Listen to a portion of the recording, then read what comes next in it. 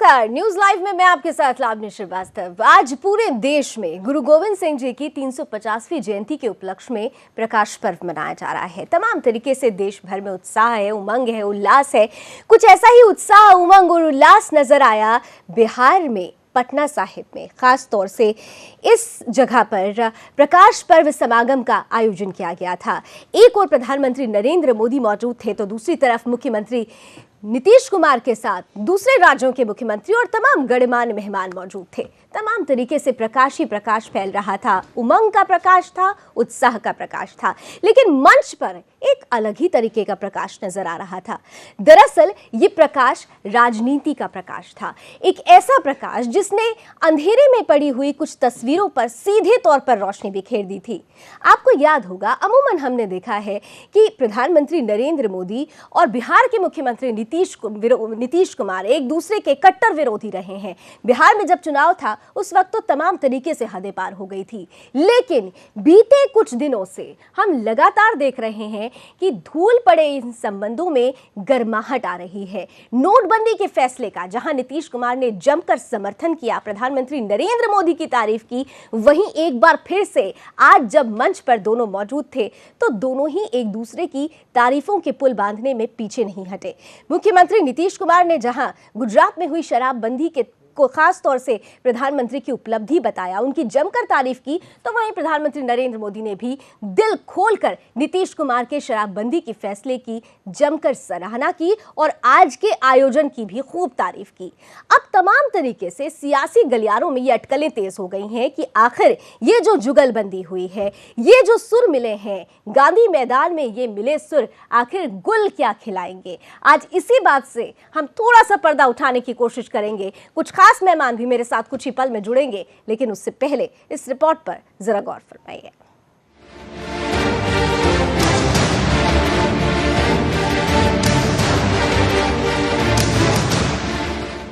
जिस मोदी की वजह से नीतीश कुमार ने एनडीए से बाहर जाने का फैसला किया था, गुरुवार को उन्हीं नीतीश ने मोदी की तारीफ में कशीदे गढ़े, लेकिन शराबबंदी के बहाने। नीतीश ने कहा है कि जब मोदी गुजरात के सीएम थे तभी उन्होंने शराबबंदी का कानून अपने राज्य में लागू कर दिया था। तो गुजरात की स्थापना काल से ही शराबबंदी लागू है और हमारे आदरणीय प्रधानमंत्री जी प्रधानमंत्री पद के पदभार ग्रहण करने के पहले गुजरात के मुख्यमंत्री थे। अनेकों वर्षों तक 12 वर्षों तक वहां के मुख्यमंत्री रहे और उन्होंने भी मजबूती से शराबबंदी को लागू किए रखा। जब हमारा समाज शराब मुक्त होगा, नशा मुक्त होगा, तो बिहार तो और देश नई ऊंचाइयों की ओर जाएगा और आगे तरक्की करेगा। शराबबंदी पर नीतीश की तारीफ करते हुए मोदी ने भी कहा, समाज सुधार का काम बहुत मुश्किल होता है, इसकी राह में कई कठिनाइयां होती हैं, लेकिन इसके बावजूद नीतीश ने जिस तरह नशा मुक्ति का अभियान चलाया है, उसके लिए मैं उनका अभिनंदन करता हूँ। समाज परिवर्तन का काम बड़ा कठिन होता है, बहुत मुश्किल काम होता है, उसको हाथ लगाने की हिम्मत करना भी बड़ा मुश्किल काम होता है, लेकिन उसके बावजूद भी नशा मुक्ति का जिस प्रकार से उन्होंने अभियान चलाया है, आने वाली पीढ़ियों को बचाने के लिए उन्होंने जो बीड़ा उठाया है, मैं उनकी बहुत बहुत अभिनंदन करता हूं, बधाई देता हूं। पीएम ने कहा कि मैं बिहार की जनता और सभी राजनीतिक दलों से गुजारिश करता हूं कि ये सिर्फ नीतीश कुमार का काम नहीं है, ये जन जन का काम है। यदि इसे सफल बनाएंगे तो बिहार मिसाल बनेगा। मुझे विश्वास है कि बिहार देश की अनमोल शक्ति बनेगा। बिहार की धरती ने गुरु गोविंद सिंह से लेकर कई महापुरुष दिए हैं। प्रकाश पर्व के ही बहाने से ही, लेकिन पटना में सुशासन बाबू और पीएम मोदी ने एक साथ मंच साझा किया, एक ही रंग की पगड़ी पहनी और दोनों ने मुस्कुराते हुए बातचीत की और साथ ही एक दूसरे की तारीफ भी। इसके मायने क्या है? राजनीति की दशा और दिशा क्या हो सकती है? क्या सुशासन का नमो मंत्र फिर चलेगा? क्या विपक्ष की राजनीति को सही राह पर लाएंगे नीतीश? क्या नीतीश के बहाने ही सही विपक्ष और सत्ता पक्ष में मुद्दों पर सहमति बनेगी? ये कुछ ऐसे प्रश्न हैं जो मोदी और नीतीश के मिलन से तो उठते हैं और उसके जवाब का इंतजार सबको है। Bureau report, Sudarshan news.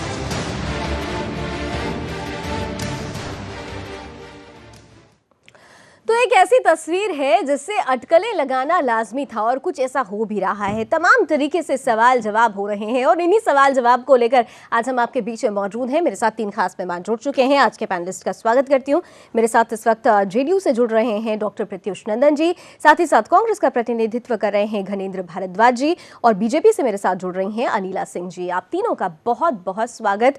और मैं शुरुआत डॉक्टर प्रत्युष नंदन से करना चाहूंगी, जेडीयू का प्रतिनिधित्व कर रहे हैं। प्रत्युष जी, ये जो तारीफ हो रही है तमाम तरीके से, हम देख रहे हैं नोटबंदी से जो सिलसिला शुरू हुआ है, ये तारीफ वाकई दिल से है या समय की ज़रूरत है? ये तारीफ ये ऐसा है कि हमारी सरकार ने नीतीश कुमार के नेतृत्व में जो काम किया है उसकी तारीफ भारत के सभी लोग कर रहे हैं और उसी का एक एक्सटेंशन है। प्रधानमंत्री जी ने इस बात को रिकॉग्नाइज करके आज गांधी मैदान में कहा। नीतीश कुमार जी भी तारीफ कर रहे हैं ना प्रधानमंत्री की बातों की। नीतीश कुमार जी ने प्रधानमंत्री को अपने विजुअल पे गौर कीजिए। नीतीश कुमार जी ने ये कहा कि गुजरात में शराबबंदी अपने स्थापना काल से ही है, क्योंकि वह गांधी जी की जन्मभूमि है और उसको नरेंद्र मोदी जी 12 साल के अपने मुख्यमंत्रित्व काल में उन्होंने उसको मजबूती से कायम रखा। नरेंद्र मोदी जी ने शराबबंदी नहीं की गुजरात में। गुजरात में शराबबंदी गुजरात के स्थापना से ही है। हाँ, लेकिन जो अलग जगाई वो तो नरेंद्र मोदी ने ही जगाई। नोटबंदी के मसले पर बिहार में करके एक नया काम किया है और उन्होंने देश के सभी राज्य के मुख्यमंत्री को अपील किया है और उन्होंने एक उनके समक्ष उदाहरण प्रस्तुत किया है कि वो भी अपने राज्य में ऐसा करें। ठीक है, और ठीक है। उस वैसे राज्य प्रत्युष जी, के मेरा सवाल ये था कि जिस तरीके से नीतीश कुमार, हमने बिहार इलेक्शंस के दौरान देखा था कि जो बयानबाजी होती थी, जो विरोध नजर आता था, किस किस हद तक विरोध हुआ है हम आज उसका जिक्र नहीं करेंगे, लेकिन नोटबंदी के फैसले का पहले तारीफ करना, जबकि हमने देखा था आपके अलायंस में कोई भी नोटबंदी के पक्ष में नहीं है, नीतीश कुमार समर्थन कर रहे हैं। आज प्रधानमंत्री का जिक्र करते हुए उन्होंने कहा कि गुजरात के सीएम जब थे तो सीधे तौर पर शराबबंदी की भी उन्होंने उस फैसले की भी तारीफ की। मेरा सवाल सीधा ये था कि क्या ये जो तारीफ नीतीश कुमार की तरफ से की जा रही है, ये समय की ज़रूरत वो समझ रहे हैं, क्योंकि वो देख रहे हैं कि अगर मोदी के एक फैसले को दुनिया सराह रही है, देश सराह रहा है, तो अपने आप को राष्ट्रीय स्तर पर एक ऑप्शन के तौर पर प्रोजेक्ट करने के लिए इससे मुफीद रास्ता नहीं हो सकता। कहीं ये रास्ता तो नहीं है? आपका काम है इसमें कहानी ढूंढना, लेकिन ऐसा कुछ नहीं है। न वो राजनीति का अवसर था, ये आज का जो अवसर था वो पूरी तरह से एक धार्मिक अवसर था, गैर राजनीतिक अवसर था। उस गैर राजनीतिक अवसर पर एक प्रधानमंत्री ने एक मुख्यमंत्री के द्वारा किए गए अच्छे कार्य की सराहना की है और एक मुख्यमंत्री ने जो प्रधानमंत्री अपने मुख्यमंत्री काल में पूर्ववर्ती कार्य को जो उन्होंने जारी रखा है उसी के संबंध में कहा है, उसमें ज्यादा कोई संभावना ढूंढना आपकी सीमाएं भी मैं समझ सकती हूँ, लेकिन संभावना तो आ रही है, क्योंकि जो तस्वीर उभर कर आ रही है, बहुत सारी बातें हो रही है। अनिला जी बीजेपी से मेरे साथ हैं। अनिला जी, ये जो तस्वीर आ रही है, तमाम जो सियासी पंडित हैं कह रहे हैं कि कुछ तो गुल खिलाने वाली है। क्या ये वाकई जेडीयू की अब मजबूरी हो गई है तारीफ करना, या वाकई सच्चे दिल से निकल रही है ये तारीफ? और आज जो बीजेपी की तरफ से भी, खासतौर से प्रधानमंत्री की तरफ से ये जो तारीफ है, उसको भी किस तरीके से लिया जाए? देखिए, ऐसा है कि जेडीयू और बीजेपी का बहुत पुराना साथ रहा है, फिर कुछ कारणोंवश अलग अलग हो गए थे। बीजेपी ने दामन नहीं छोड़ा था, जेडीयू ने कुछ इस प्रकार से व्यवहार करना शुरू कर दिया था कि अल्टीमेटली दोनों जो पार्टी थी वो अलग अलग रास्ते पे चल दी थी। परंतु इसको तो नहीं नकारा जा सकता ना कि बहुत साल मिलकर राजनीति करी और नीतीश कुमार जी को बहुत मजबूती से बिहार का मुख्यमंत्री बनाने और एक सफल मुख्यमंत्री बनाने में भारतीय जनता पार्टी का एक बहुत बड़ा हाथ रहा है। तो ये तो नीतीश कुमार जी की आत्मा भी जानती है, जेडीयू भी जानती है कि भारतीय जनता पार्टी का कितना साथ और सहयोग रहा है। जब वो आरजेडी के साथ आए थे तो पूरे भारतवर्ष को बहुत अचंभा भी हुआ था कि किस प्रकार से जो आइडियोलॉजी नीतीश कुमार जी की है, तो आरजेडी जैसी पार्टी के साथ ये कैसे आ गए। परंतु बहुत सारी मजबूरियां हो जाती हैं जब इंसान को सत्ता की चाह इतनी ज़्यादा हो जाती है कि हर हालत में मुझे सत्ता में रहना आ रही है। हूँ प्रत्युष तो जी, वही मेरे को एक कारण नज़र आता है कि आरजेडी जैसी पार्टी के साथ, या मैं कहूँ कांग्रेस जैसी पार्टी के साथ उन्होंने गठबंधन कर कर चुनाव लड़ा और इस प्रदेश के, बिहार प्रदेश के मुख्यमंत्री बने। क्या इसको दूसरे तरीके से नीला जी अगर लिया जाए, क्योंकि जिस तरीके से नीतीश कुमार लगातार अपने आप को प्रोजेक्ट करते रहे हैं, क्या ये एक कोशिश बीजेपी की तरफ से भी तो नहीं है कि राष्ट्रीय स्तर पर अगर कोई विरोधी पनप रहा है तो पहले ही उसे अपने पक्ष में कर लो? देखिए, नीतीश जी ने तो सबसे बड़ा जो कदम इस देश के प्रधानमंत्री जी ने उठाया, नोटबंदी का, डिमोनेटाइजेशन का, उसमें देखिए शरद यादव जी ने भी पूरी तरीके से साथ नहीं दिया प्रधानमंत्री का, पर नीतीश जी ने उनकी तारीफ करी। तो यहाँ पर मैं ये नहीं कहूँगी कि आज जिस त्यौहार पर गुरु पर्व पे हमारे प्रधानमंत्री जी पटना गए मुख्यमंत्री जी के निमंत्रण पर, उसको आप इस प्रकार से मत देखिए कि नीतीश जी को अपने खेमे में कर लें इसलिए उन्होंने उसकी तारीफ करी। तो ये तो आप देखिए ना कि मेरे आइडियोलॉजी बेस्ड होती है पॉलिटिक्स। तो अब नीतीश जी की आइडियोलॉजी आरजेडी की से मिलाने की मजबूरी थी, परंतु आइडियोलॉजी मेनली तो हमारी पार्टी से ही मैच करती थी। ठीक है, प्रत्युष जी कुछ कहना चाह रहे थे। प्रत्युष जी आप, फिर उसके बाद में घनेन्द्र जी से एक सवाल करूंगी। जी अनिला जी को कि आपकी पार्टी से हमारी पार्टी का आइडियोलॉजी अलग है। आरजेडी का आइडियोलॉजी और हमारा आइडियोलॉजी में कोई फ़र्क नहीं है, क्योंकि हम लोग एक ही पार्टी में से विभक्त दो ग्रुप हैं। आपने जब अपने 3 कंट्रोवर्शियल इशू को अलग किया, राम मंदिर, आर्टिकल 370 और कॉमन सिविल कोड, जब उसको अलग कर दिया था तब हम आपके साथ थे।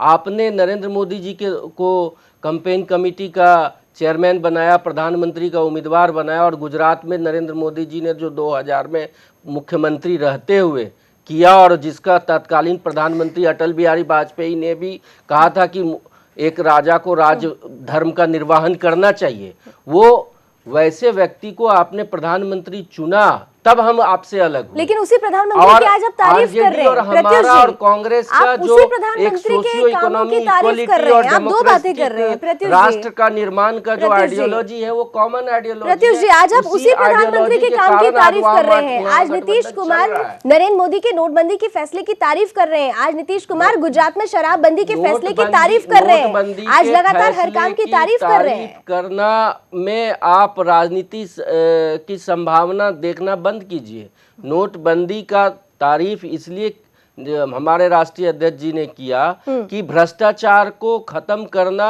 हमारा मूल उद्देश्य है। उसमें एक काम ये भी है। चलिए ठीक है, घनेन्द्र जी के पास में आती हूँ। उससे पहले इस पैनल में राकेश कपूर जी भी जुड़ चुके हैं, वरिष्ठ पत्रकार हैं, जाने माने वरिष्ठ राजनीतिक विश्लेषक हैं। राकेश जी बहुत बहुत स्वागत है आपका। मैं आपके पास आ रही हूँ सर। उससे पहले मैं घनेन्द्र भारद्वाज जी कांग्रेस से हैं। घनेन्द्र जी आप सुन रहे हैं, बीजेपी और जेडीयू अपने अपने सुर मिलाने की कोशिश कर रही है अपने अपने तरीके से, लेकिन इन सबके बीच आप कहाँ पर हैं?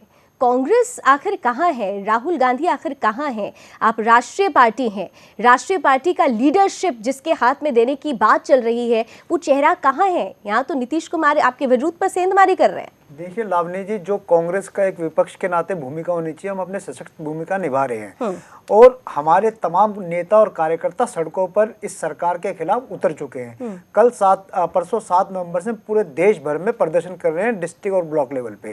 इस सरकार ने जब से 2.5 साल में आई है, इस सरकार के कुछ कोर वैल्यूज थे, कुछ इन्होंने जनता से वायदे करे थे। सबसे पहला वायदा था महंगाई कम करेंगे। आज भी महंगाई देश में जो जरूरी चीज़ों की जो डिमांड है वो आसमान के रेट छू रही है। आज दाल इस सरकार के टाइम में 200 रुपए हर की दाल बिकी। आज सब्जियों के रेट महंगे हैं। आज देखिए 2 करोड़ रोजगार साल की बात करें, 2 करोड़ कहा कि आप भ्रष्टाचार को खत्म करने के लिए आप तमाम तरीके से विरोध कर रहे हैं। एक भी नौजवान को रोजगार नहीं मिला। आज किसान की हालत खराब है, मजदूर की हालत खराब है। आज जो तमाम जो core issues Bharatiya Janata party ने, काले धन की, आप जो ब्लैक मनी की बात कर रहे हैं, घनेन्द्र भारद्वाज जी आपने देखा कि जेडीयू किस तरीके से काले धन और भ्रष्टाचार को खत्म करने के लिए नोटबंदी के फैसले का समर्थन कर रही है। वो असल मायने में प्रोजेक्ट कर रही है। आप तो भ्रष्टाचार के साथ कहीं ना कहीं इनडायरेक्टली उनका सपोर्ट कर रहे हैं। हमने भी नोटबंदी का समर्थन करा था, लेकिन नोटबंदी का समर्थन का मतलब ये नहीं कि 200 लोग अपने लाइनों पे खड़े होकर जान गंवा दें, एक आदमी अपने पैसे को लेने के भिखारियों की आपको तरह नहीं लाइन लगता में अब खड़ा जो हो, तस्वीर बनी है, इकोनॉमी कोलैप्स हो गई, ठीक और है। जिस तरीके से कुछ चुनिंदा उद्योगपतियों को ठीक सर, फायदा सर, हम पहुंचाएगा, जिस तरीके से भारतीय जनता पार्टी के हम नेताओं फिर के पास बैठेंगे पैसा सर। मिल रहा है, ये तमाम इंडिकेशन इस बात का है कि भारतीय जनता पार्टी और उनके तमाम नेता ब्लैक मनी होल्डर्स के साथ खड़े हैं। सर, ब्लैक मनी भारतीय होल्डर्स जनता पार्टी के साथ जेडीयू आकर खड़ी होती हुई नजर आ रही देखिए, है। क्या- नीतीश कुमार कहीं ना देखिए, कहीं एक राहुल धार्मिक गांधी आयोजन- के पर्सनालिटी देखिए, पर सेंधमारी करते हुए नजर आ रहे लावनी जी, हैं। बिहार देर में- ना हो जाए कहीं, आप बिहार समझ में नहीं पा हमारी रहे हैं। सरकार मजबूती के साथ खड़ी है, और एक धार्मिक आयोजन को आप राजनीतिक रूप से मत जोड़िए। वो एक धार्मिक आयोजन था, प्योरली रिलीजियस फंक्शन था। उस रिलीजियस फंक्शन में वहां के स्टेट के चीफ मिनिस्टर ने अगर प्राइम मिनिस्टर को प्रेस करा है, वो उनकी कटसी भी बनती थी, उसको आप राजनीतिक उसमें नोटबंदी आईने से पर भी मत वो देखिए। समर्थन दे उसको चुके हैं। राजनीतिक आईने से मत देखिए। नोटबंदी पर भी वो समर्थन दे नोटबंदी चुके पे हैं। भी नीतीश कुमार जी ने जो नोटबंदी पर वो समर्थन दे चुके हैं, लेकिन राहुल गांधी को कभी भी हमने ऐसा बोलते हुए, ऐसा देखिए, कहते हुए नहीं सुना। हमने उन्होंने भी तो सिर्फ बोला विरोध था। किया। आपको लावनी जी ने जिस दिन ये नोटबंदी का ऐलान हुआ था, हमने भी समर्थन करा था, लेकिन हमने समर्थन इसलिए नहीं करा था कि 200 लोग लाइनों में खड़े होकर अपनी जान चलिए, गंवा दें। आपकी राजनीतिक घूम फिर कर वहीं आ जा रही है। चलिए, मैं राकेश जी से अब एक कमेंट चाहूंगी, फिर अपने तीनों से मेहमानों के पास आऊंगी। राकेश जी, एक तस्वीर जो आई है, सियासी अटकलबाजियां तेज हो गई हैं, लेकिन तस्वीर के कई मायने हैं। आज दोनों ही, नरेंद्र मोदी जी, नीतीश कुमार जी, एक दूसरे की तारीफों के पुल बांध रहे हैं। किस तरह से लिया जाए इस तस्वीर को? देखिए, जो बिहार में जो गठबंधन है अभी, जिसको महागठबंधन का नाम दिया गया था, वो मूलतः सैद्धांतिक विरोधों का गठबंधन है।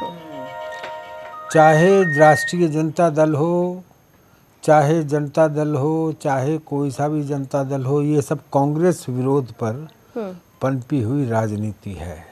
ये सब कांग्रेस विरोध के प्रतीक रहे हैं। और डॉक्टर लोहिया और जनसंघ, जो भाजपा का पुराना नाम है, वो भी कांग्रेस विरोध का है। तो जदयू माने जो नीतीश बाबू की पार्टी है वो, और जनसंघ का गठबंधन, ये कहना उचित नहीं होगा कि वो सैद्धांतिक विरोधों का गठबंधन है। ऐसा नहीं था।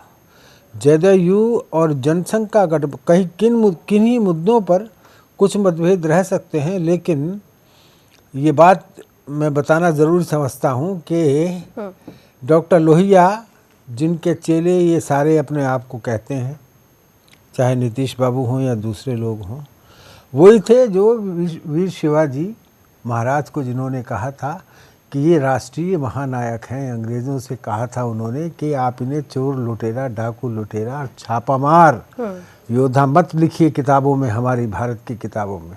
1936 में डॉक्टर लोहिया ने कहा था। उन्हीं की मांग पर शिवाजी महाराज को राष्ट्रीय महानायक के दर्जे में रखा गया था। दूसरी तरफ आज गुरु गोविंद सिंह जी महाराज, अरे भाई, गुरु गोविंद सिंह जी महाराज, जिन्होंने एक तरफ शिवाजी महाराज, एक तरफ गुरु गोविंद सिंह जी महाराज, दोनों का युद्ध औरंगजेब से, हिंदू पातशाही महाराष्ट्र में, और गो और तिलक की रक्षा पंजाब में। तो ये दोनों चीज़ें चली थी। जो स्वराज आंदोलन था, जो स्वराष्ट्र आंदोलन था, जो विदेशी शासन के विरुद्ध विद्रोह था।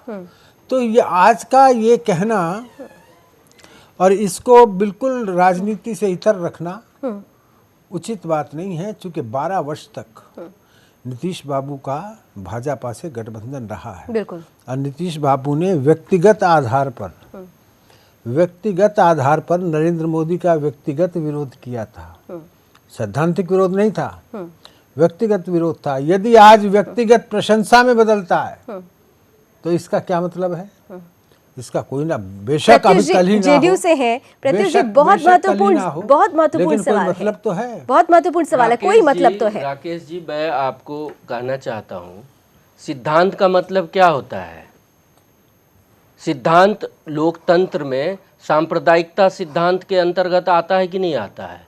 जब भाजपा अपने सबसे सांप्रदायिक नेता को नेता बना लिया, जिसने गुजरात में मुख्यमंत्री रहते हुए अपना राजधर्म नहीं पालन किया, तत्कालीन प्रधानमंत्री ने कहा भाजपा के साथ हमारा समझौता 3 मुद्दों के इतर आर्टिकल 370, कॉमन सिविल कोड और राम मंदिर के सवाल को उन्होंने जब अलग किया था तब हमारा उनसे समझौता हुआ था और एनडीए में हम गए थे। और जब हमने यह देखा कि भाजपा अपने सिद्धांतों के पर पूरी तरह से वापस लौट रही है और उन 3 मुद्दों को वो वापस अपने मैनिफेस्टो में लाने वाली है और अपना जो सबसे बड़ा हिंदू चेहरा है उसको नेतृत्व सौंप रही है, तो हम उससे अलग हो गए। तो जहां तक कांग्रेस की बात आप कर रहे हैं कि कांग्रेस से हमारा समझौता, हमारा गैर कांग्रेसवाद से मतलब था, लोहिया जी भी कांग्रेस के सदस्य थे, कांग्रेस के विदेश विभाग के वो अध्यक्ष थे जवाहरलाल नेहरू के अध्यक्षता में।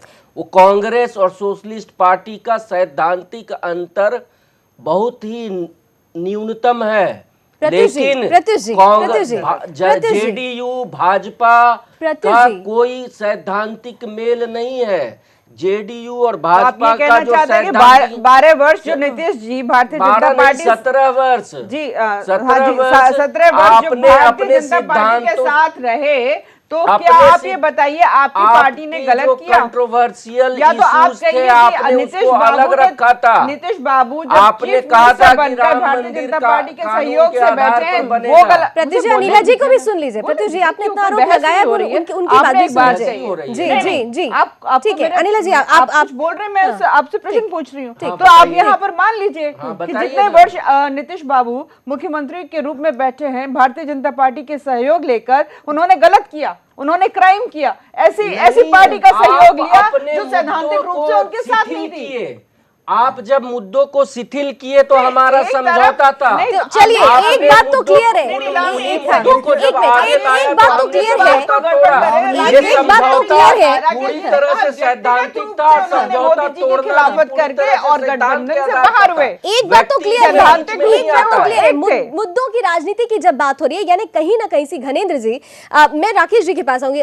राकेश जी, आप सुन रहे हैं, कहीं ना कहीं से जब हमारा डिबेट शुरू हुआ था तभी हमने ये बात रखी थी, मुद्दों की राजनीति होने की इस वक्त जो जरूरत है वो मुद्दों की राजनीति की है। और नीतीश कुमार ये अच्छे से समझ चुके हैं कि आज के दौर में अगर मुद्दा सही कोई उठा रहा है, विकास का मुद्दा कोई उठा रहा है, तो वो नरेंद्र मोदी हैं। इसीलिए वो उनके रास्ते पे चल पाने में वो मुफीद रास्ता वही है, अपने आप को स्पेशल तौर पर इमेज मेकिंग के लिए। राकेश जी जब बोल लेंगे तो मैं एक बात और अपने जेडीयू के जो प्रवक्ता है उनसे पूछना चाहूंगी। इन्होंने इस देश के प्रधानमंत्री यानी नरेंद्र मोदी जी को अभी सांप्रदायिक की उपाधि दे दी थी, और मैं इनसे पूछूंगी जरूर कि किस प्रकार से। अभी पहले राकेश जी पहले देखिए, ऐसा है अभी प्रत्युष बाबू ने कहा कि बड़े सैद्धांतिक, अरे भाई किसका बेवकूफ़ बना रहे हो?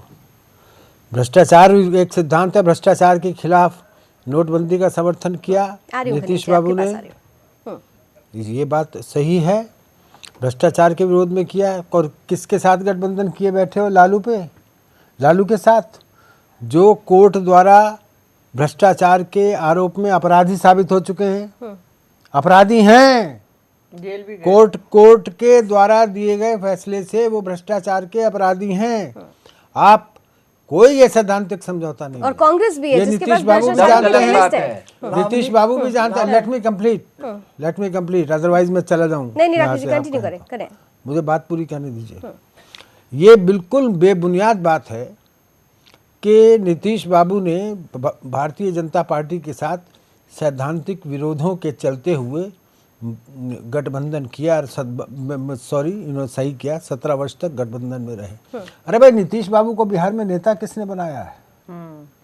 नीतीश बाबू को बिहार में नेता किसने बनाया है? ठीक है, वो बीजेपी के साथ आए, नीतीश बाबू की छवि ऐसी बनाई गई, उसी के बाद से वो सुशासन बाबू के नाम से प्रसिद्ध हुआ। इमेज मेकिंग में राकेश जी ने एक बात बोली, राकेश जी शायद आप उस बात में भूल गए कि भारतीय जनता पार्टी के जो राष्ट्रीय अध्यक्ष अमित शाह, वो बाकायदा सजा याफ्ता हैं, जेल काट के आए हैं, तड़ी पार थे वो ऐसे लोग जो एक पॉलिटिकल पार्टी को रन करते हैं, आप उनके ऊपर क्वेश्चन मार्क नहीं उठाते। लेकिन लालू यादव को कोर्ट ने बेल दी हुई है।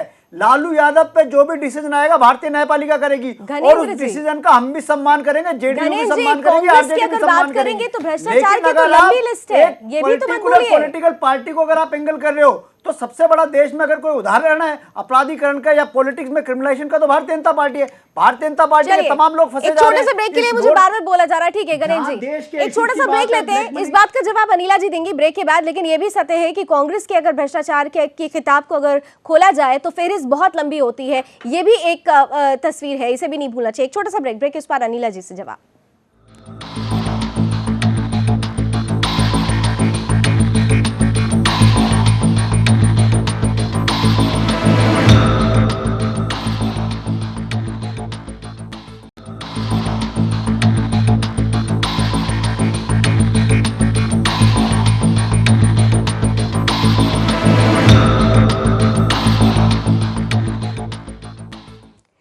तो प्रधानमंत्री नरेंद्र मोदी और मुख्यमंत्री नीतीश कुमार के बीच में एक जुगलबंदी चल रही है। ये जुगलबंदी सियासी अटकलों को पूरी तरह से हवा दे रही है। अपने अपने तरीके से तमाम राजनीतिक पार्टियां इस तस्वीर को, इस जुगलबंदी को ले रही है। फायदा किसे पहुंचेगा, नुकसान किसे पहुंचेगा, ये तो आने वाला वक्त बताएगा। लेकिन इतना जरूर है कि अपने अपने निज स्वार्थ के लिए, सियासी हित के लिए ये जो एक गेट ओपन किया जा रहा है उसके मायने कई हैं। अब किसके लिए मायने कई हैं, यही समझाने के लिए हमारे साथ लगातार मेहमान बने हुए हैं। ब्रेक से पहले मैं अनिला जी से अब सीधे तौर पर मैं जवाब चाहूंगी, क्योंकि घनेंद्र जी कांग्रेस से हैं। उन्होंने एक आरोप लगाया था, भ्रष्टाचार की जब बात होती है तो उन्होंने सीधे तौर पर बीजेपी पर एक बड़ा आरोप लगाया। अनिला जी, क्या आरोप लगाया था दोबारा? अमित शाह जी का लेकर उन्होंने नाम लिया। उन्होंने कहा कि भ्रष्टाचार की अगर बात करेंगे तो बीजेपी सबसे ज्यादा इसमें संलिप्त रही है। मैं वही जानना चाहती हूँ, अमित शाह जी के ऊपर ये कह रहे हैं भ्रष्टाचार के आरोप, अमित शाह जी के ऊपर अनिला जी कौन से भ्रष्टाचार के आरोप है? उनका कहा था कि वो तड़ी पार हैं, वो कन्विक्टेड हैं, वो जेल गए थे आपके पार्टी के राष्ट्रीय अध्यक्ष क्रिमिनलाइजेशन ऑफ पॉलिटिक्स पे। और आपकी पार्टी के राष्ट्रीय अध्यक्ष 1 लाख रुपए कैमरे पे इस पर लेते हुए रंगे हाथों पकड़े गए। आप लोग क्या सर्टिफिकेट बांटोगे? ठीक है गणेश जी, अब जवाब ले लीजिए, अब जवाब ले लीजिए अनिला जी। सबसे पहली बात तो ये है, शायद इनको ज्ञान का अभाव है। जो बोल रहे हैं तड़ी पार है और कन्विक्टेड है, इनको शायद नहीं पता है कि हाई कोर्ट ने उनको बहुत पहले बरी कर दिया था। हाई कोर्ट, सुप्रीम कोर्ट, सारे कोर्टों ने उनको बरी कर दिया है। पहली बात, जाके अपने अध्यक्षा और अपने उपाध्यक्ष की चिंता करें। जिस प्रकार से नेशनल हेराल्ड केस में वो बेल पे चल रहे हैं, वो 12.5 लाख करोड़ के घोटालों वाली पार्टी आज बैठकर यहाँ पर हमें प्रवचन दे रही है भ्रष्टाचार के ऊपर। इस देश की जनता जानती है। जो आईना दिखाया है कांग्रेस को 2014 में, देख लीजिए, सुपड़ा साफ होता जा रहा है। एक के बाद दूसरे प्रदेश में गायब होते जा रहे हैं।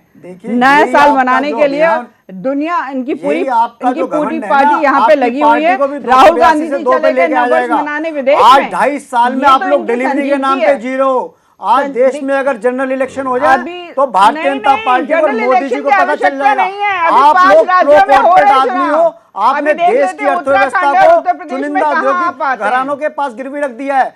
आज देश में गरीब आदमी परेशान है। आपने 2 लाख करोड़ रुपए के, मैंने बताया है ना, आपने 2 लाख करोड़ रोजगार देने की बात करी थी, कहाँ गया रोजगार? जनरल इलेक्शन आपने डिमोनेटाइजेशन के नाम पे देश में 8 लाख करोड़ रुपए का स्कैम करा है। आपने 8 लाख करोड़ रुपए का स्कैम करा डिमोनेटाइजेशन के नाम पे। डिमांड करते हैं पार्लियामेंट में व्हाइट पेपर लाइए डिमोनेटाइजेशन पे। ठीक है गणेश जी, डिमोनेटाइजेशन पे व्हाइट पेपर लाइए। आपके लोग व्यापम में मध्य प्रदेश में व्यापम घोटाले में आपके चीफ मिनिस्टर इन्वॉल्व है, उनकी वाइफ इन्वॉल्व है, ललित गेट में वसुंधरा राजे इन्वॉल्व है। तमाम आपके मुख्यमंत्री की बातें कर रहे हैं, कहाँ जा रहे हैं शायद आपको स्वयं नहीं पता। ठीक है गणेश जी, अनिला जी कुछ कहना चाह रहे हैं। मैं सबसे पहले राकेश जी का जवाब देना चाहता हूं, जो उन्होंने कहा कि नीतीश कुमार भाजपा ने नीतीश कुमार को नेता बनाया। शायद अपनी जानकारी सही कर लें, 1974 से नीतीश कुमार पूरे बिहार के नेता हैं। और सबसे पहले जेपी आंदोलन में नीतीश कुमार मीसा में बंद हुए थे। और उस वक्त भाजपा क्या थी बिहार में, और 89 में वो केंद्रीय मंत्री बन चुके थे। उस वक्त भाजपा क्या थी बिहार में। हमारी मदद से भाजपा बिहार में पैर आगे बढ़ाई है। कितने एमएलए थे, कितने एमपी थे, जरा ये आप पता कर लीजिए। नीतीश कुमार को भाजपा नेता नहीं बनाया है, भाजपा का पैर नीतीश कुमार के साथ जाने से मजबूत हुआ। अब यही लालू यादव नीतीश जी के लिए कह रहे हैं। यही लालू यादव नीतीश जी के लिए कह रहे हैं। बिल्कुल सही बात कह रहे हैं। सांप्रदायिकता बढ़ा है, जो है लालू यादव जी नहीं बनाया है। उन्हीं की मेहरबानी से वो मुख्यमंत्री बने बैठे हुए हैं। जो आप कह रहे हैं वही बात लालू यादव जी कह रहे हैं। और आज इसीलिए जो मंच पे गुजरात नहीं में बैठे मारे थे, गए, सामने उसके साथ बैठे हम हुए थे। समझौता कर दाल लेते। में तो कुछ उसके काला साथ जरूर उसको है। प्रधानमंत्री का प्रत्युष जी, उम्मीदवार मान दाल लेते, में काला हम जरूर भाजपा है। के साथ जरा रहते। बता दीजिए प्रत्युष जी, और वो बता जीत दीजिए, भी लालू यादव नरेंद्र और मोदी नीतीश जी में जीत क्या नहीं है? है। प्रत्युष जी एक सवाल आपने जो बातें 2014 कही की जीत नरेंद्र मोदी की प्रत्युष जीत जी एक नहीं है। सेकंड, ये बता प्रत्युष जी दीजिए, वो दाल में तो तत्कालीन काला सरकार की कुछ प्रत्युष जी नहीं इतना है। बता दें, जीत है प्रत्युष जी कि उसके ऑप्शन के प्रत्युष रूप जी में डॉक्टर नरेंद्र प्रत्युष मोदी नंदन ने एक लिया सेकंड और लीजिए, समाजवादियों को डॉक्टर प्रत्युष और नंदन मजबूत डॉक्टर करा प्रत्युष दिया। नंदन मुझे सिर्फ इतना बता दें, आपने अभी अभी जिस तरह से कहा कि भाजपा ने नहीं बल्कि नीतीश कुमार ने ही भाजपा को जगह दी थी, एक सवाल का जवाब आप दे दें। आज के दौर में क्या जो पहले हुआ वो तो आपने बता दिया, लेकिन क्या आज के दौर में नीतीश कुमार को नरेंद्र मोदी की जरूरत हो गई है, जो लगातार वो नरेंद्र मोदी की तारीफ कर रहे हैं, जो लगातार वो दोनों चीज पूछूंगी आपके यहाँ आपकी पार्टी के अंदर आरजेडी में सीधे तौर पर शहाबुद्दीन हो चाहे राजबल्लभ जैसे दागी नेता हो, तमाम लोग लालू प्रसाद यादव को अपना नेता मानते हैं। नीतीश कुमार कहीं उनको एक मैसेज देने की कोशिश तो नहीं कर रहे नरेंद्र मोदी के साथ खड़े होके? तो जरूरत तो आपकी नजर आ रही है आज की तारीख में। एकदम बकवास है जो आप पूछ रही हैं, एकदम। तो आप क्लियर कर दें, आप क्लियर कर दें, इस बकवास को आप क्लियर कर दें, एक आप इस बकवास प्रधानमंत्री को गैर स्पष्ट कर दें। राजनीतिक कार्यक्रम में वहां मंच पे पहुंचा है, ठीक है। वो एक होस्ट मुख्यमंत्री वहां क्या बोलेंगे आप बताइए? गुजरात की शराबबंदी की बातें नहीं, होती है, गुजरात इसके में पहले नोटबंदी की नरेंद्र बातें मोदी होती ने है। नहीं किया। गुजरात में शराबबंदी गुजरात के स्थापना से है, महात्मा गांधी के जन्मभूमि होने के कारण। मुख्यमंत्री ये श्री राकेश नीतीश कपूर जी। कुमार, राष्ट्रीय अध्यक्ष श्री मुद्दे नीतीश ऐसे कुमार होते ने हैं ये कि कहा, राकेश कपूर जी, हाँ। नीतीश कुमार जी ने ये कहा, आपके विजुअल में भी दिखाया गया है कि जब नरेंद्र मोदी 12 साल मुख्यमंत्री रहे तो उन्होंने उस शराबबंदी को कायम रखा। हाँ तो ठीक है, कायम रखा, हटाया नहीं। का मतलब ये लेकिन हुआ कि नीतीश जिसके कुमार ने अंदर बिहार में ये शराबबंदी करके नेतृत्व उसको की सही क्षमता थी, उसने इम्प्लीमेंट कायम करके रखा। और राकेश सही कपूर जी। इम्प्लीमेंट करके बिहार के यूथ को और ठीक है बिहार प्रत्युष को जी, एक सेकंड दीजिए, बिहार एक सेकंड के दीजिए, देश एक के सेकंड, लोगों को एक सेकंड एक प्रत्युष जी, संदेश ठीक है प्रत्युष दिया जी है, सुन लिया, प्रधानमंत्री जी ने ठीक दिया प्रत्युष जी, था। ठीक है ठीक है ठीक है ठीक है ऐड कर देता ठीक है, हूं। हाँ राकेश हाँ जी, ठीक है बहुत हो ठीक है, चुका, ठीक बहुत है। हो चुका। राकेश जी, बहुत प्रशंसा हो चुकी, थोड़ा तथ्यों पर ध्यान दीजिए। सांप्रदायिकता बहुत बड़ा मुद्दा है ना। जब तो 2002 में माननीय नीतीश कुमार जी कृषि मंत्री थे या रेल मंत्री थे, मुझे ठीक से याद, रेल मंत्री थे, तो क्या कर रहे थे? इस्तीफा तो पासवान जी ने दिया था गुजरात दंगों के बाद, नीतीश बाबू तो लगे हुए थे। इसका एक मिनट, लेट मी कंप्लीट, एक मिनट। नीतीश बाबू तो वाजपेयी सरकार में मौजूद थे, रामविलास पासवान ने इस्तीफा दिया था 2002 के दंगों के बाद गुजरात के। आप नीतीश बाबू क्या कर रहे थे? नंबर 1। नंबर 2, जो आपने कहा ना कि नीतीश बाबू, आपने आपत्ति उठाई कि हमने कहा कि नीतीश बाबू को भाजपा ने नेता बनाया। अरे भाई 1974 में नीतीश बाबू जरूर जेपी आंदोलन में थे। जेपी आंदोलन में तो लालू प्रसाद भी थे, बहुत सारे लोग थे। एक था फणीश्वर नाथ रेणु से लेकर साहित्यकार से लेकर के राजनीतिज्ञ तक लोग थे। तो आप हमें ये पढ़ाइए मत, लेकिन आप स्वयं बिहार का थोड़ा इतिहास पढ़ लीजिए। भारतीय जनसंघ ठाकुर प्रसाद सिंह जब अध्यक्ष होते थे, उससे पहले सीपीआई, 1962 तक बिहार की प्रमुख प्रतिपक्षी पार्टी सीपीआई थी। उसके बाद एसएसपी बनी। उसके बाद ठाकुर प्रसाद सिंह के नेतृत्व में जनसंघ ने वहाँ जोर मारा सन 67 में, और भारतीय जनसंघ तीसरे नंबर की पार्टी बनी। उसके बाद कर्पूरी बाबू की सरकारें बनी, उसमें जनसंघ दूसरे नंबर पर रही। ये मत सोचिए। सवाल ये है कि भारतीय जनसंघ भाजपा का पुराना रूप, वो बिहार में पूरा प्रत्येक जिले में वो पार्टी मौजूद थी। उस पार्टी ने अपना नेटवर्क उसका तैयार हो चुका था पूरी पक्की तरीके से। और नीतीश बाबू जब आए हैं 1974 में जेपी आंदोलन के दौरान, तो नीतीश बाबू कोई एक जैसे नेता होते हैं वैसे होते हैं, लेकिन नीतीश बाबू की छवि को जो जनसंघ ने बके, हम एक आपको सुशासन बाबू दे रहे हैं लालू के खिलाफ, जब खड़ा किया है भारतीय जनता पार्टी ने, तब जाकर ये बात तो नीतीश बाबू स्वयं स्वीकार करते हैं। चलिए ये बहुत अच्छी बात तो है। ये बात बहुत सही असल में बात ये की। बातें करने की कोई वजह भी नहीं है। सही कर प्रत्युष जी, लीजिए, ये आप बातें अपनी करने- जानकारी सही कर लीजिए। यहाँ पर हम किसी विश्वविद्यालय में तो बैठे नहीं हुए हैं कि एक दूसरे की जानकारी ही सही नहीं, नहीं, नहीं, आपने जो कहा कि जनसंघ का भाजपा बिहार में रूट था, कहीं नहीं था। जनसंघ के कितने एमएलए होते थे बिहार क्षमा की कीजिए। प्रत्युष जी, मुझे लगता है कि आज के मुद्दे से और 77 से लगातार भटक रहे हैं हम लोग। बीकेडी से आए हुए प्रत्युष जी, मुझे लगता है कि आज के मुद्दे से हम लगातार भटक रहे हैं। आपने एक बार भी शुरू से लेकर आखिर तक आपने मेरी बात का जवाब नहीं दिया है। प्रत्युष जी, हमारे एमएलए थे, अरे पहले तो उस 67 में 12 ही एमएलए थे। अरे पढ़ लो यार पूरा पढ़ लीजिए, इतिहास आप पहले। पढ़िए ना, आप पढ़िए। फालतू में बैठ आपको प्रत्युष जी, पता ही प्रत्युष जी, नहीं है। प्रत्युष जी, प्रत्युष जी। 89 में भी हमारे साथ थी भाजपा, तो उसके मात्र 324 में 26 एमएलए थे, जिसमें से 14 एमएलए नाम इंदर सिंह डॉक्टर नामधारी के प्रत्युष साथ जनता नंदन, दल में आप मेरी शामिल हो बात, गए। डॉक्टर आप प्रत्युष पढ़िए, नंदन, आप अपनी आप जानकारी इतिहास लीजिए में जा कि रहे भाजपा हैं, का क्या रूप था आप बिहार इतिहास में जा रहे और हैं। इतिहास की हम फिर बात करेंगे, मैं आज वर्तमान की बात कर रही हूँ। इतिहास की बात करेंगे हम, फिर जरूर बैठेंगे, लेकिन वर्तमान में आपकी जरूरत नरेंद्र मोदी है, ये सत्य है। मैं अब घनेंद्र जी से बहुत एकदम महत्वपूर्ण, झूठ है। चलिए ठीक है, गणेश जी से मैं बहुत महत्वपूर्ण सवाल कर रही हूँ और गणेश जी इसका जवाब सच्चे दिल से दीजिएगा। दरअसल आज जनता को क्लीन इमेज वाला लीडर चाहिए, क्लीन इमेज वाला लीडर, और क्लीन इमेज वाली लीडरशिप उन्हें नजर आ रही है नरेंद्र मोदी में। यही वजह है वो ये। चलिए, आपने एक बात मेरे ही सवाल का कर दिया कि नीतीश कुमार क्लीन इमेज दिखाने के लिए ही आज नरेंद्र मोदी के साथ खड़े हो रहे हैं, लेकिन राहुल गांधी में क्या वो क्लीन इमेज दिखाने की हिम्मत है? क्या राहुल गांधी इसी तरीके से नरेंद्र मोदी के साथ मंच साझा करके उनकी तारीफ कर सकते हैं?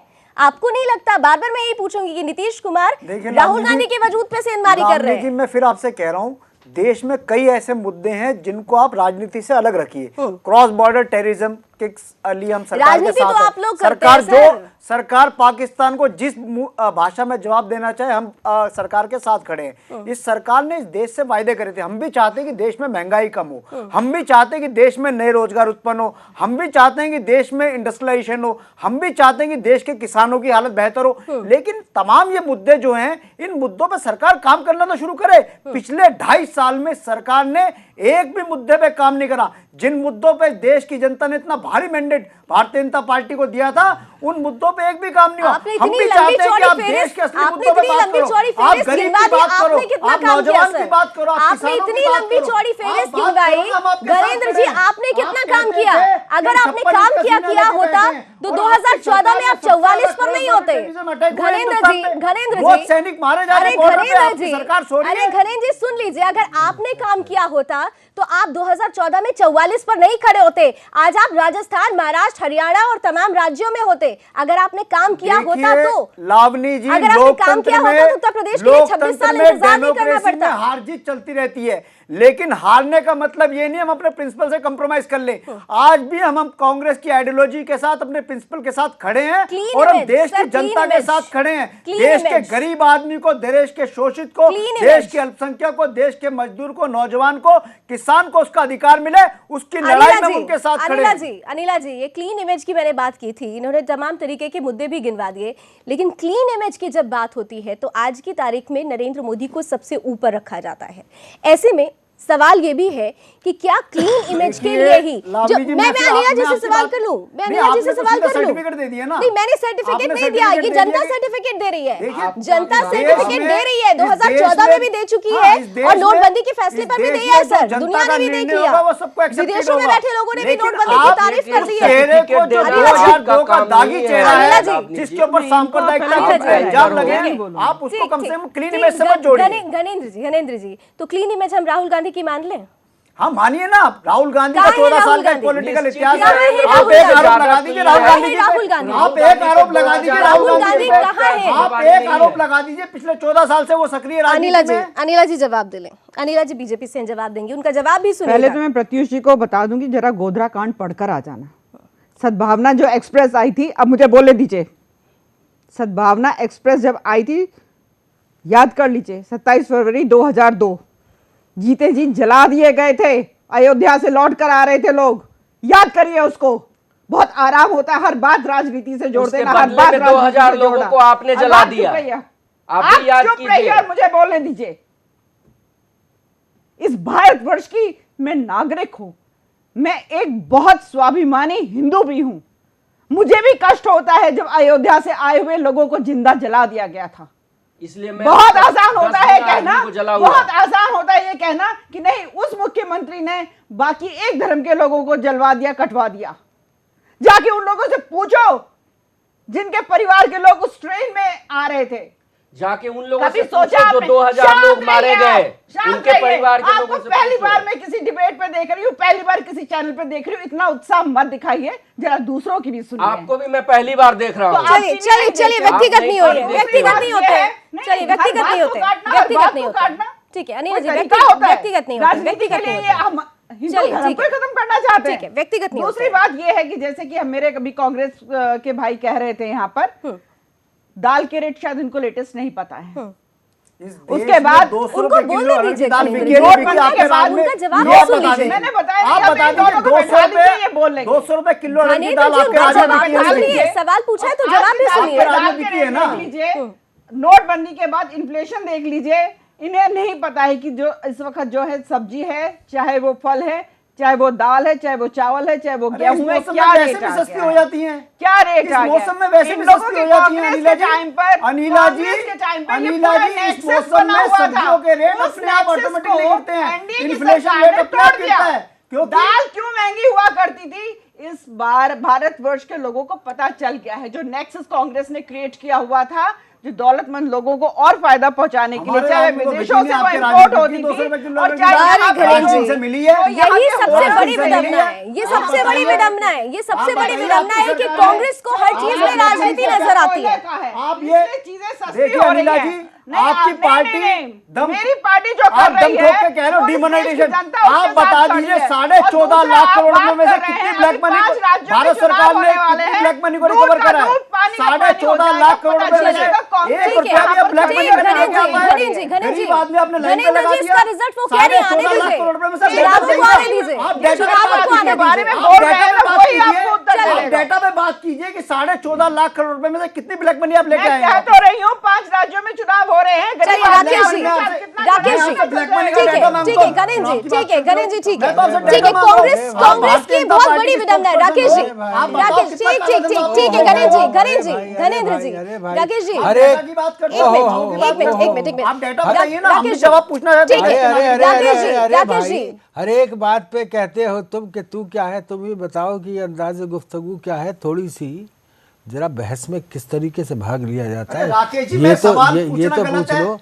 दूसरे भारतीय जनता आदमी पार्टी के को स्पोक्सपर्सन से दूसरे एक सवाल आदमी पूछ रहा हूँ दूसरे आदमी कि के भी कितनी तो ब्लैक मनी 14.5 लाख करोड़ रुपए में से आई, उसका जवाब अच्छा, दे ठीक दीजिए। है, ओ माय ठीक है। गॉड, वो जवाब ठीक नहीं है, इनके पास। ठीक है, Oh my ठीक, God. जवाब उन्होंने दिया, उन्होंने कहा कि आने नहीं दीजिए। लावने एक हाँ, सेकंड, हाँ। इनको प्रक्रिया भी नहीं पता। आप बताइए 30 ना दिसंबर प्रक्रिया, तक आप का बताइए। टाइम था ना, और अभी जो है आरबीआई सारे बैंकों के खाते अरे टटोल के आपने देख बोला- लेगी कि कितना इसमें काला धन आया आपने है बोला और किसमें 14.5 चलिए, लाख करोड़ रुपए वापस आइए, वापस आइए, मुद्दे पे वापस आइए, मुद्दे पे वापस आइए। घनेन्द्र जी, घनेन्द्र जी वापस आते हैं, वापस आते हैं, वापस आते हैं। ठीक है, चलिए वापस आते हैं, वापस आते हैं। घनेन्द्र जी वापस आते हैं। राकेश कपूर जी, हम मुद्दे पे आते हैं। राकेश कपूर जी, बहुत बड़ा सवाल है, लेकिन ये कि- दोनों को चुप रखिएगा जब हम क्योंकि अब क्या किया जाए, कांग्रेस और बीजेपी जहां मिलती है, वही मैंने कहा मुद्दों की राजनीति जो असल में विपक्ष की भूमिका होनी चाहिए। मैं आपसे समझूंगी राकेश जी, मुद्दों की राजनीति की लगातार बात हो रही है, मुद्दे कहीं खोते हुए नजर आ रहे हैं, लेकिन क्या आज आपको लगता है कि मुद्दों की राजनीति में विपक्ष की महत्वपूर्ण भूमिका होती है और नीतीश कुमार इस चीज को समझ रहे हैं? वो अपने आप को राष्ट्रीय स्तर पर अगर मोदी के ऑप्शन के रूप में भी प्रोजेक्ट करने की कोशिश करते हैं, तो राष्ट्रीय स्तर पर एक महत्वपूर्ण विपक्ष की भूमिका में भी अपने आप को प्रेजेंट करने की कोशिश कर रहे हैं। तो ये जो मुद्दों की राजनीति है, इसका मायने नीतीश कुमार क्या समझ चुके हैं? राकेश जी। देखिए ये जो पर्सनल फ्लैटरिंग या वो पार्टी वाले लोग जो करते रहते हैं उसको छोड़िए, बट नीतीश कुमार एक ईमानदार नेता हैं। नीतीश कुमार एक स्वतंत्रता सेनानी के पुत्र हैं। नीतीश कुमार का भारतीय राजनीति में जब वो बीजेपी के साथ रहे, उन्होंने रेलवे डिपार्टमेंट में बहुत अच्छा काम किया। वो पहले ऐसे कृषि मंत्री भी हुए जिन्होंने ये कहा कि देश की राष्ट्रीय कृषि नीति बननी चाहिए। तो नीतीश कुमार और लालू प्रसाद में यही फ़र्क है, इसीलिए मैंने कहा था कि लालू प्रसाद से उनका गठबंधन पूरी तरीके से अपवित्र अवैध गठबंधन है। दूसरे, जो जहाँ तक आपने विपक्ष की बात की, विपक्ष इस समय नेतृत्व विहीन विपक्ष है। विपक्ष के पास कोई नेतृत्व दिखाने के लिए कोई चेहरा ही नहीं है, और नीतीश कुमार विपक्ष के नेता की भूमिका में इसलिए नहीं आ सकते चूँकि उनका लालू प्रसाद से गठबंधन है। ये बातें आप समझिए। जो नेतृत्व क्षमता विपक्ष की इसलिए नहीं पैदा हो पा रही है चूँकि सब ऐसे आपस में विपक्षी दल मिले हुए हैं जिनका न सिद्धांतों से कुछ लेना देना है, न नीतियों से लेना देना है, न रीतियों से लेना देना है। ठीक। तो ऐसे माहौल में किस प्रकार से, और जहाँ तक नरेंद्र मोदी का सवाल है, तो नरेंद्र मोदी इस देश की जनता को, इस देश की ज़मीन पर रहने व सबसे निचले पायदान पर रहने वाले आदमी को ये संदेश देने में पूरी तरीके से कामयाब हो चुके हैं कि वो एक चाय बेचने वाले के बेटे हैं और उनके वोट से वो प्रधानमंत्री पद पर पहुंचे हैं। वो एक फकीर की जिंदगी जी करके राजनीति को शुद्ध करना चाहते हैं। ठीक है। तो इसलिए उन पर व्यक्तिगत आरोप जो लगाए जा रहे हैं वो उल्टे ही विपक्ष पर पड़ रहे हैं। ये पहला फकीर ऐसा देखा है जो 10 लाख रुपए का सूट पहनता हो, जो दिन में 10 बार कपड़े बेशक वो देश के सबसे बड़े उद्योगपति हो, जो गरीबों से पैसा लेके अमीरों को देता हो। आपने भी मतलब आप कम से कम बात, अनिला जी ने एक बात करी वो बड़ी ऑब्जेक्शनल थी कि मैं हिंदू, अनिला जी हिंदू मैं भी हूँ। इस देश में हिंदू मरे, मुस्लिम मरे, सिख मरे, ईसाई मरे, जब भी इंसान मरता है दुख मुझे भी होता है। लेकिन राहुल गांधी वही नजर आते हैं जहाँ पर अल्पसंख्यकों को परेशानी होती है। राहुल गांधी वही नजर आते हैं, कांग्रेस वही नजर आती है। घनेन्द्र जी क्या बात कर रहे हैं, कहाँ पहुँचा रहे हैं? सबसे ज्यादा तुष्टीकरण की राजनीति आप लोग करते हैं। दूसरे धर्म को घनेन्द्र जी आप क्या बात कर रहे हैं, क्या बात कर रहे हैं? मैं भी हिंदू हूँ, आप देश में हिंदू मरे, मुसलमान मरे, सिख मरे, ईसाई मरे, जैन मरे, कोई मरे, अरे इस देश का सब इंसान घनेन्द्र जी तुष्टीकरण की राजनीति केवल एक धर्म घनेन्द्र जी तुष्टीकरण की राजनीति सबसे ज्यादा कांग्रेस करती है। सभी के लिए कष्ट होना चाहिए। आप सबके लिए कष्ट होना घनेन्द्र चाहिए। जी, घनेन्द्र जी और अनिला जी, देश के लिए नहीं, ठीक है, आपके लिए, ठीक, धर्म से ठीक है, वापस आइए। घनेन्द्र जी तुष्टीकरण की राजनीति कांग्रेस सबसे ज्यादा करती है। प्रत्युष जी से मैं एक सवाल करूं। सबका विकास का नारा खोखला है, सबका विकास का नारा खोखला है। आप देश के लोगों को भ्रमित मत करो, आप देश के लोगों को भ्रमित मत करो। आप ये कहना चाहेंगे देश में जब भी घनेन्द्र जी और अनिला जी, अनिला सिंह जी और घनेन्द्र जी, घनेन्द्र जी और अनिला सिंह जी, मैं आप दोनों से अनुरोध करूंगी। बड़ा कष्ट होता है कोई हिंदू घनेन्द्र जी, अरे हिंदू के मरने पे अरे कष्ट होता है, घनेन्द्र जी सुन मुसलमान लीजिए, मरने पे आपको कष्ट क्यों नहीं होता? अरे घनेन्द्र जी सुन मुसलमान लीजिए, मरते हैं तो आपको कष्ट क्यों नहीं होता? इस देश में जैन मरता है आपको कष्ट क्यों नहीं होता? सिर्फ हिंदू के मरने पे आपको कष्ट क्यों होता है? प्रदेश में सपा बैठी हुई मुजफ्फरनगर के दंगे फिर करा वही बात पे आ गए। आपको आज उत्तर प्रदेश का चुनाव याद आता है, फिर मुजफ्फरनगर याद आ गया, फिर कैराना याद आ गया, फिर मथुरा याद आ गया, फिर मैं बीजेपी और कांग्रेस के दोनों मेहमानों से अनुरोध करती हूँ। मैं अनिला जी और घनेन्द्र जी, आप दोनों से अनुरोध कर रही हूँ। घनेन्द्र जी और अनिला जी, अरे घनेन्द्र जी सुन लीजिए, चलिए हो गया, मुद्दों पर वापस आइए। प्रत्युष जी, अरे घनेन्द्र जी तुष्टीकरण की राजनीति सबसे ज्यादा कांग्रेस की है। प्रत्युष जी मैं आपसे बहुत महत्वपूर्ण सवाल कर रही हूँ। अरे घनेन्द्र जी चुप हो जाइए।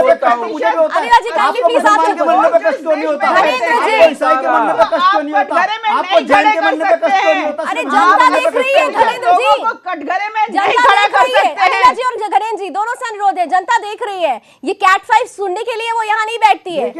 रुक जाइए अब आप घनेन्द्र जी हो गया। मुझे प्रत्युष जी से एक बहुत महत्वपूर्ण सवाल करने दीजिए। आप लोग कहीं चले गए थे और अगर आप घनेन्द्र जी आप फिर ज्यादा उत्साह में आ जाएंगे। अगर आप बात करेंगे एक वर्ग की तो तुष्टीकरण की राजनीति सबसे ज्यादा कांग्रेस ने की है। फिर किसी दिन बैठेंगे और लंबी फेहरिस्त के साथ बैठेंगे। प्रत्युष जी बहुत महत्वपूर्ण सवाल है क्योंकि वक्त कम है और आपसे ये सवाल जानना जरूरी है।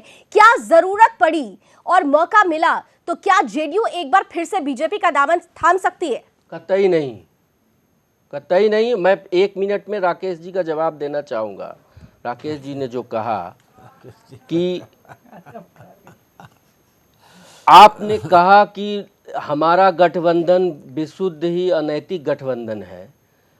व्यक्ति का गठबंधन नहीं होता है, पार्टी का गठबंधन होता है। क्या Janata Dal you, RJD party में भी सैद्धांतिक किस तरह से गतिरोध है? लालू प्रसाद यादव नीतीश कुमार को इनडायरेक्टली इगोइस्टिक भी कह चुके हैं। सिद्धांत पर काम करती है, उसमें सांप्रदायिकता, लोकतंत्र, सामाजिक आर्थिक समानता है कि नहीं है? सीधी सी बात है, अगर आप है कि सिद्धांतों की नहीं बात है? करेंगे तो लालू प्रसाद यादव नहीं, इनडायरेक्टली एक नीतीश मिनट कुमार जब को आपने इगोइस्टिक भी हमारे बोल चुके हैं। गठबंधन को चलिए नापाक गठबंधन का, तो मैं चलिए, ये ठीक कहना है। चाहता हूँ, ठीक है, क्या गठबंधन- सिद्धांत में लोकतंत्र, क्या सिद्धांत में डॉक्टर सांप्रदायिकता, प्रत्युष इस क्या गठबंधन सिद्धांत को में क्लीन सामाजिकता, गठबंधन कह रहे हैं, लेकिन समता नीतीश आता है कुमार कि के नहीं सुर आता? कुछ निश्चित और कह रहे आता है हैं। और उन्हीं को ये लेकर सुर के क्या गुल खिलाएंगे, पार्टियों का ये जल्दी गठबंधन पता हो है, चल जाएगा। जो बहरहाल बहुत बहुत सिद्धांत के शुक्रिया। आधार पर गठबंधन है। ठीक है, क्योंकि बहुत आज to Guru shot. Govind Singh ji महाराज के हाँ। जो 350वां प्रकाश दिवस है, इस पर ये आयोजन हुआ और दो नेताओं का मिलन की शुरुआत हुई है। इसलिए मैं प्रत्युष बाबू जो बहुत अभी गुणगान कर रहे हैं नीतीश बाबू का, एक बात कहना चाहता हूँ कि गुरु ग्रंथ साहब में गुरु रामदास जी महाराज का एक शब्द है कि मेरे राम है नीच कर्म हर मेरे, और गुणवंता हर हर दयाल कर कृपा बकश अवगुण सब मेरे। क्या ये कीजिए। चलिए, अवगुण सब मेरे, और कुछ बड़े मैसेज के साथ ये संदेश समझ सकेंगे लोग। बहुत बहुत शुक्रिया आप चारों मेहमानों का हमारे साथ जुड़ने के लिए, अपनी अपनी राय हमारे बीच रखने के लिए। ये तस्वीर क्या गुल खिलाएगी, हमें भी इंतजार रहेगा। इंतजार ज़्यादा लंबा करने की भी ज़रूरत नहीं पड़ेगी, जो अटकलें आ रही हैं। बहरहाल अभी फिलहाल इतना ही। एक बार फिर से आप सभी का बहुत बहुत धन्यवाद। देश दुनिया की तमाम खबरों के लिए आप लगातार जुड़ी रहिए हमारे साथ, यानी सुदर्शन न्यूज़ के साथ। जय हिंद।